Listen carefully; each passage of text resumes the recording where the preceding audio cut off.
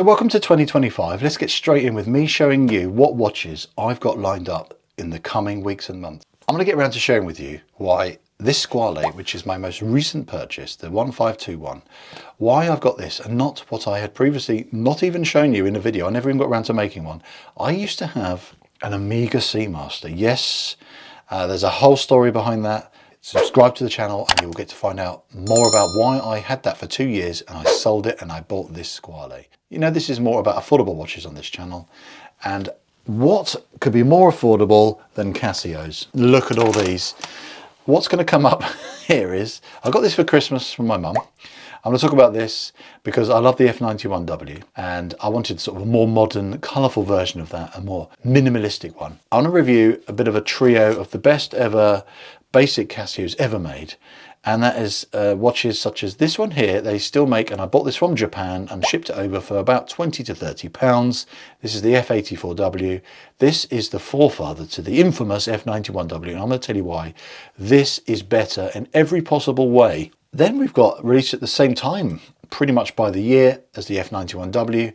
This is the Casio W59. I'm going to tell you why this is better, but also why it's often forgotten, and this watch is still available to buy today. What is occasionally and occasionally not available to buy is this W86 icon from the 90s. I'm going to talk about why it's got a bit of hype. It's a bit of a darling on the YouTube forum, but I think it's great but not the greatest, and I'm going to tell you why, and that's going to be another video coming up. So we've got a bit of a Casio medley coming up, but in no particular order because I have no idea what schedule's going to look like. There's a lot coming, so I'm just going to work through the pile on the table, and that's going to be, I'm going to be talking about this one.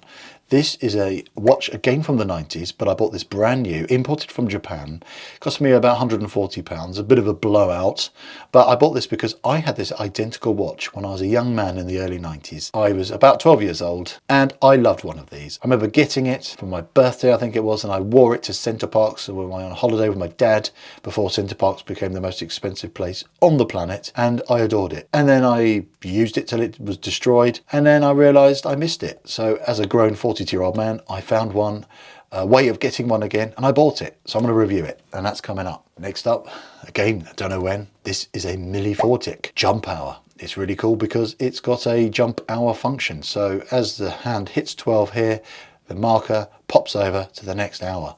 I'll talk about that in more detail, but this is another brand which is developed by Boltony.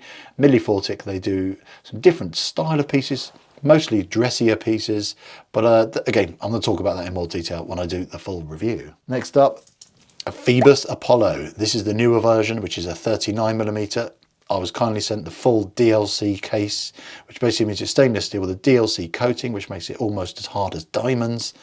I'll talk about this again in a lot more detail, but it's got the Miyota 9000 movement, which allows it to be very thin, and why I think this is an exceptional watch, although a bit quirky. Now the Bernie, you guys love a Bernie. It was almost in my top 10 video because it offers excellent value for money, and this one, less than 100 quid. Is it going to be any good?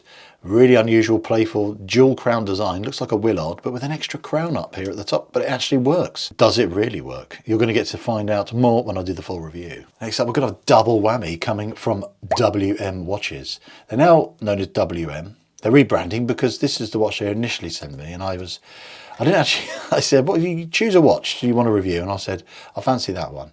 And I only just got it. And they did send me this one. So can you review that one first? And I said, sorry, but I didn't ask for that because I believe this is meant entirely for the Asian markets, because this is very much a contrast on the types of watches WM make. They rebranded because they went from Welly Merck to WM because Welly Merck sounds ridiculous. And they were thinking about calling their brand Wrist Moment. Yes, Wrist Moment. Again, I think that's one of the funniest brand names I've ever heard. Everyone loves a wrist moment, but in personal time or maybe with your beloved. But I don't think you should be calling a watch something like that. Then I'm going to be talking about this Watchdives.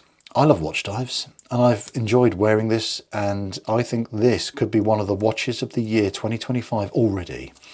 It's ridiculously good, and I'll tell you why when I do the full video, so that will be coming. And lastly, because you guys love them and I do too, I've got a kit I built here. This is like the ultimate F105 Casio. Module inside is of the A168 with the obviously better backlight. Loads of new faceplate designs from SKX Mods and a new bracelet. This is a bandolier bracelet. You get to find out, is it any good? And there is another SKX mod kit coming to, for me to share with you, and that is it's based on the Casio, and the module from that with new hands on it going into a case which is like a Seiko tuner. So you've got almost like the ultimate hybrid Japanese beast of a watch. Is it going to be as good? Does it work? These are questions which will be answered when I get it. It's not here yet, but that's in the pipeline. So there is so much coming, guys. And if you want to subscribe to the channel to find out more about all these watches I've shown you, which here they are now. I mean, there's loads. This is going to keep me busy for blooming weeks, if not months. And I think they're all blooming great. Well, a couple of puppers in there. I don't really like this Welly Merck. But anyway, the other one's pretty cool. But then I'm going to talk to you why I absolutely adore this one. So yeah, we're in for a real treat. We've got a real mix here. Analog, digital, mechanical, quartz.